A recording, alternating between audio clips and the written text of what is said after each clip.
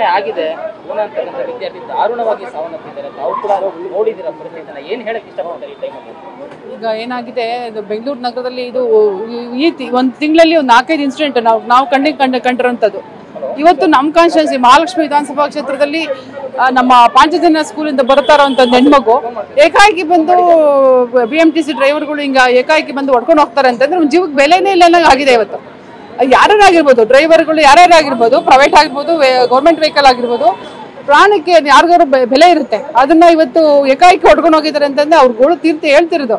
ಒಬ್ಬ ಬೀದಿ ಬದಿನಲ್ಲಿ ಜೋಳ ಮಾರ್ಕೊಂಡು ಕಡೂರಲ್ಲಿ ಇರುವಂತ ಫ್ಯಾಮಿಲಿ ಅವರು ಇಲ್ಲಿ ಬಂದು ವ್ಯಾಪಾರ ಮಾಡ್ಕೊಂಡು ಜೀವನ ಕಟ್ಕೊಂಡಿರುವಂಥವ್ರು.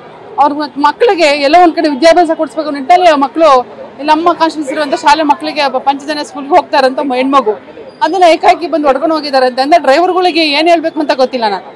ನಾನು ನಿಜವಾಗ್ಲೂ ಸಚಿವರಂತ ರಾಮರೆಡ್ಡಿ ಸರ್ ಅವ್ರಿಗೆ ಖಂಡಿತವಾಗ್ಲೂ ನಾನು ಹೇಳಕ್ ಇಷ್ಟಪಡ್ತೀನಿ. ಡ್ರೈವರ್ಗಳಿಗೆ ಸ್ಟ್ರಿಕ್ಟ್ ಆಗಿ ವಾರ್ನ್ ಮಾಡಿ ಒಂದಷ್ಟು ನಿಧಾನಕ್ಕೆ ಗಾಡಿ ಓಡಿಸ್ಲಿ. ಎಷ್ಟೊಂದ್ಸಲ ಏನಾದ್ರೆ ಮೈ ಮೇಲೆ ಬರ್ತಾರೆ ಅವರು ಡ್ರೈವರ್ಗಳು. ಗೌರ್ಮೆಂಟ್ ವೆಹಿಕಲ್ ಅಂದ್ರೆ ಏನು ಅವ್ರಿಗೇನು 2 ಕೊಂಬಿ ಇಲ್ಲ ಅಲ್ವಾ, ಪ್ರಾಣಕ್ಕೆ ಬೆಲೆ ಇಲ್ವಾ ಅನ್ನೋಂಗಾಗಿದೆ ಅವ್ರಿಗೆ. ಈಗ ಎಷ್ಟೊಂದ್ಸಲ ನಾವೇ ವೆಹಿಕಲ್ ಹೋಗ್ತಾ ಇರ್ತೀವಿ, ನಮ್ಮ ಮೇಲೆ ಬಂದಿರ್ತಾರೆ ಅವರು.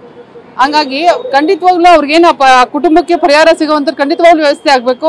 ಆ ಸಚಿವರಲ್ಲಿ ನಾನು ಮನವಿಯನ್ನು ಖಂಡಿತವಾಗ್ಲೂ ಮಾಡ್ತೀನಿ. ಬಡ ಕುಟುಂಬ ಜೀವನ ಸಾಗಿಸಕ್ಕೆ ಬೆಂಗಳೂರಿಗೆ ಬಂದಿರೋಂಥವ್ರು ಅಂಥವ್ರಿಗೆ ಪರಿಸ್ಥಿತಿ ಹಿಂಗಾಗುತ್ತೆ ಅಂತಂದ್ರೆ ಅದೇನು ಜೀವಕ್ಕೆ ಬೆಲೆನೇ ಇಲ್ಲಂಗಾಗಿದೆ. ಖಂಡಿತವಾಗ್ಲೂ ಅವ್ರಿಗೆ ಪರಿಹಾರ ಸಿಗುವಂತ ವ್ಯವಸ್ಥೆನ ಖಂಡಿತವಾಗ್ಲೂ ಮಾಡಲೇಬೇಕು.